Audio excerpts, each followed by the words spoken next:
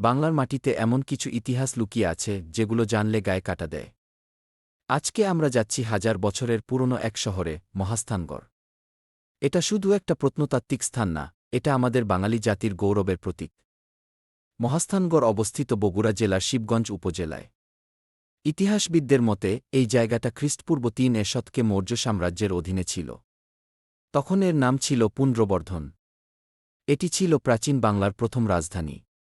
চিন্তা করুন, ২০০০ বছরেরও বেশি সময় আগে এখানে গড়ে উঠেছিল এক উন্নত শহর, যেখানে রাজপ্রাসাদ, মন্দির, পুকুর, প্রাচীর সব ছিল।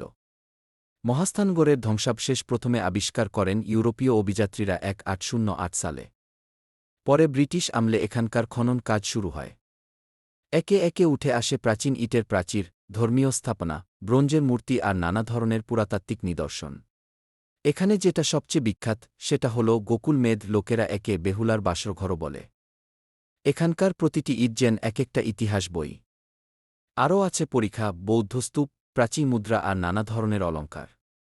সব মিলিয়ে এক বিস্ময়ের জগৎ। আজকে মহাস্থানগড় একটা ঐতিহাসিক পর্যটন কেন্দ্র।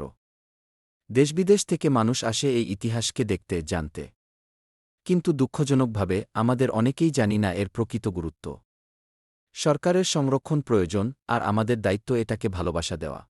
মহাস্থানগড় শুধু ইটপাথরের ধ্বংসাবশেষ না, এটা আমাদের পরিচয়। আপনারা যদি কখনো বগুড়া যান, একবার ঘুরে আসুন এই জায়গায়। হয়তো আপনিও মুগ্ধ হয়ে যাবেন এই প্রাচীন শহরের নিঃশব্দ কথাগুলো শুনে। ভিডিও ভালো লাগলে একটা লাইক দিন, আর এমন অজানা তথ্য পেতে আমাদের channel head and bid ৩৬০ subscribe করতে ভুলবেন না।